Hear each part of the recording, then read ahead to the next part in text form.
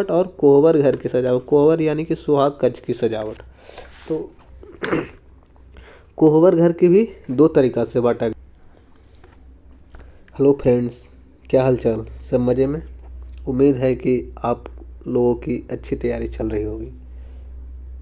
और ये जो प्रश्न आप देख रहे हैं, एक प्रश्न कल की है। यदि लिख लिए होंगे तो कंपेयर कीजिएगा, और नहीं लिखे हैं तो फिर से लिखने का प्रयास करें। ये देखिए क्वेश्चन क्या है। ये क्वेश्चन डे 2 का है, यानी दूसरे दिन की क्वेश्चन है। ये क्वेश्चन में क्या खोज रहा है? मधुबनी पेंटिंग की विस्तृत व्याख्या करें। यानी क्वेश्चन बहुत सिंपल है, लेकिन इसका फैलाव बहुत बड़ा हो सकता है। जितना मैंने उतना लिख सकते, इसमें कोई दिक्कत नहीं है। जो आता सब लिख दीजिए। ये क्वेश्चन बहुत सिंपल है, ठीक है। अब देखते हैं हमने क्या लिखा है, उसके बाद फिर आप अपने से कंपेयर कीजिएगा। और हाँ, आज की प्रश्न यदि आपको मतलब देखना है तो इसी चैनल के कम्युनिटी वाले सेक्शन में जाकर देख सकते हैं। वहाँ आज की क्वेश्चन अपलोड कर दी। मधुबनी पेंटिंग की विस्तृत व्याख्या करें। देखिए इसका एक पहले क्या है, भूमिका। भूमिका थोड़ा सा अच्छा से लिखिएगा, कम शब्दों में, लेकिन थोड़ा लाजवाब रहना चाहिए। मिथिलांचल क्षेत्र यानी बिहार की प्राचीनतम कलाओं में से एक मधुबनी चित्रकला सांकेतिक प्रतीकात्मक चित्र शैली है, जो आज GI टैग प्राप्त कर समूचे विश्व पटल पर अपनी झंडा बुलंद किए हुए है। ये चित्र शैली महिला प्रधान होते हुए भी इसमें वर्तमान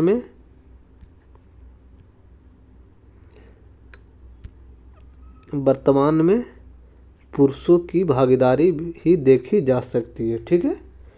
ये देखिए एक तरह से आप देख रहे होंगे कि जो मेरा भूमिका है, बहुत सारे बातों को एक साथ जोड़ कर लिखा गया है, जिससे कि थोड़ा सा अच्छा लगता है, लेकिन अच्छा नहीं है, लेकिन इससे भी अच्छा लिखा जा सकता है, ठीक है।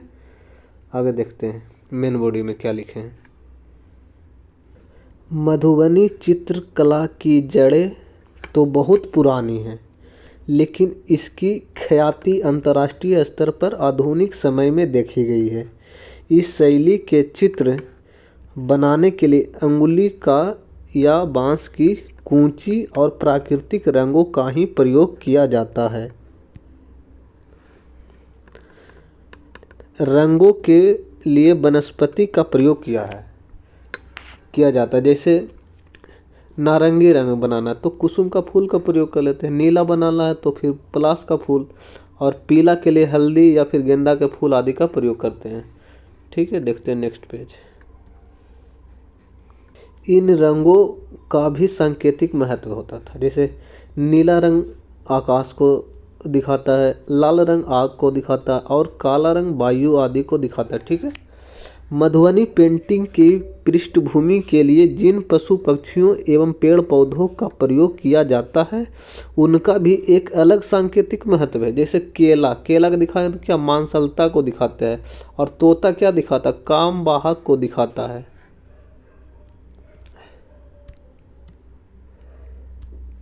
उसी तरह से मछली कामोत्तेजना को दिखाता है, बांस जो है वंश की वृद्धि को दिखाता, हाथी घोड़ा ऐश्वर्य को दिखाता है, ठीक है। नेक्स्ट पेज देखते हैं। जो शक्ति को दिखाता है। मधुबनी चित्र शैली को निम्नलिखित वर्गों में बांटा जा सकता है।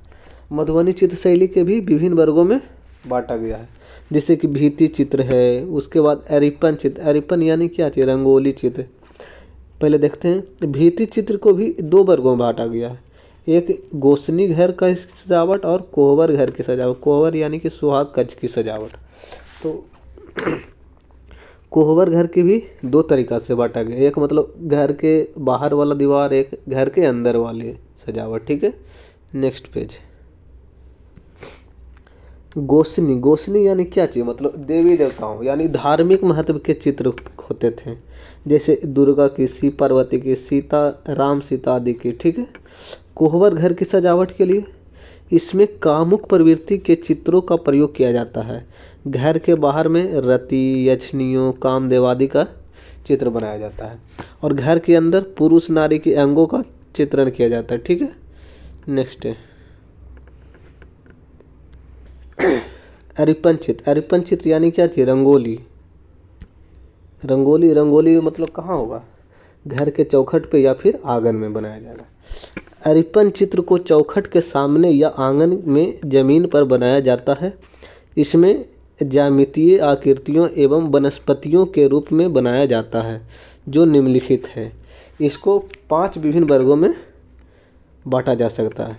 पहला, पेड़ पौधों एवं फल फूल का चित्रण, मनुष्यों पशु पक्षियों का चित्रण, देवी देवताओं का चित्रण, तांत्रिक प्रतीकों का चित्रण, स्वास्तिक तथा दीप आदि प्रतीकों का चित्रण। ठीक है, नेक्स्ट पेज।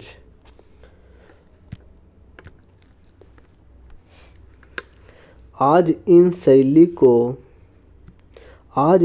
को विश्व भर में प्रचार करने का श्रेय निम्नलिखित कलाकारों को दिया जाता है।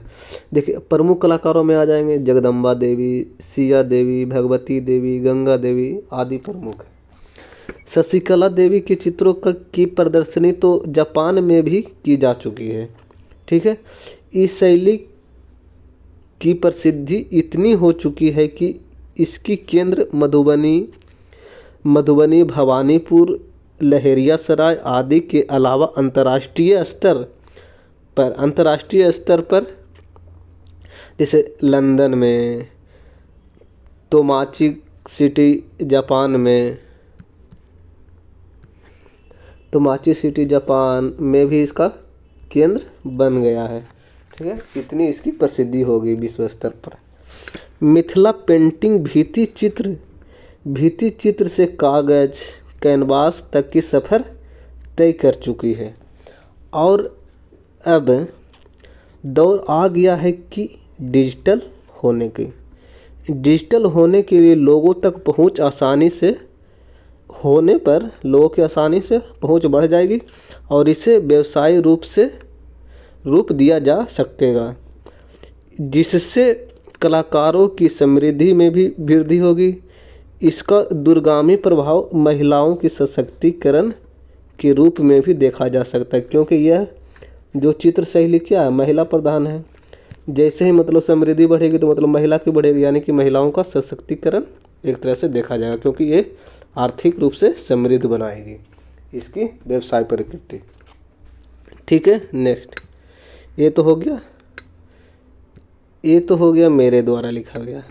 यदि आप नहीं लिखे हैं तो मैं एक बार फिर से बोल रहा हूँ कि आप लिखने का प्रयास करें, क्योंकि बिना लिखे बीपीएससी पास नहीं किया जा सकता है। इसे लिखना तो ज़रूरी है, ज़्यादा नहीं, कम से कम 1 प्रश्न तो डेली अभी से लिखिएगा तो एग्ज़ाम तक आते आते एक्सपर्ट बन सकते हैं। ठीक है और हाँ, जाते जाते एक बात और बोल देता हूँ। जिन लोगों ने आज का क्वेश्चन नहीं देखा है वे लोग इसी चैनल के कम्युनिटी वाले सेक्शन में जाकर क्वेश्चन देख लें और लिखने का प्रयास करें। धन्यवाद।